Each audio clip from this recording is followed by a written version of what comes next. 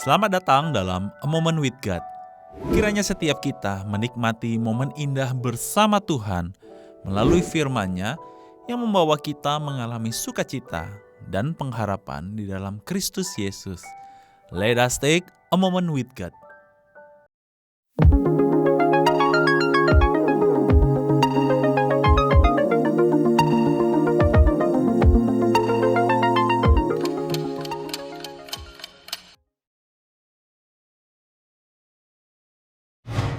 Teman-teman sekalian, dalam kitab Yesaya 2 ayat yang ke-10 tertulis, "Hai kaum keturunan Yakub, mari kita berjalan di dalam terang Tuhan." Ini merupakan undangan Tuhan bagi saudara dan saya, sekaligus peringatan yang penting bagi kita untuk berjalan dalam terang Tuhan. Hanya dalam teranglah manusia dapat melihat, dan hanya dalam teranglah manusia dapat percaya diri dalam menentukan langkah kehidupannya. Itu berarti berjalan dalam terang Tuhan akan membuat kita optimis dan berani melangkahkan kaki. Dalam terang Tuhan berarti Tuhan jugalah yang menerangi jalan kehidupan kita. Dengan kata lain, Tuhanlah yang menunjukkan jalan-jalannya kepada kita. Ketika kita mengambil keputusan berdasarkan terang Tuhan. Itu berarti kita hidup dalam terang Tuhan. Yesaya mengatakan akan ada masa di mana orang-orang akan menempah pedang-pedangnya menjadi mata bajak dan tombak-tombaknya menjadi pisau pemangkas. Pedang dan tombak sebagai alat perang pada waktu itu.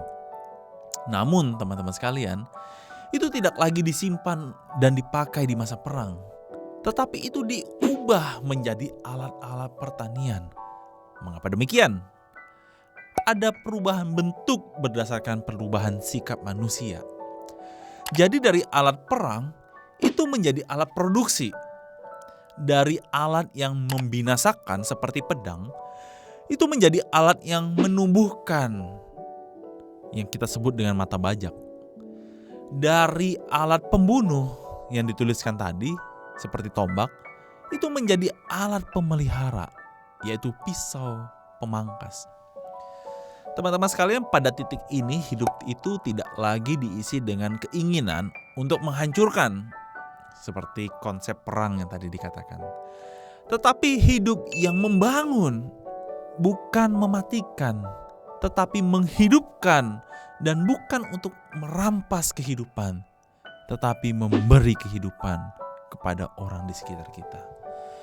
Teman-teman sekalian, inilah salah satu tindakan nyata sebagai pribadi yang berjalan dalam terang Tuhan, yaitu menghadirkan shalom, damai sejahtera bagi semua orang. Terang yang sesungguhnya sekaligus menjadi sebuah pernyataan bahwa dunia ini dalam kegelapan. Dalam Injil Matius 5, Yesus sebetulnya menyinggung tentang metafora terang. Terang dunia adalah istilah yang dikenakan kepada Yesus sendiri yang juga disebut terang dunia.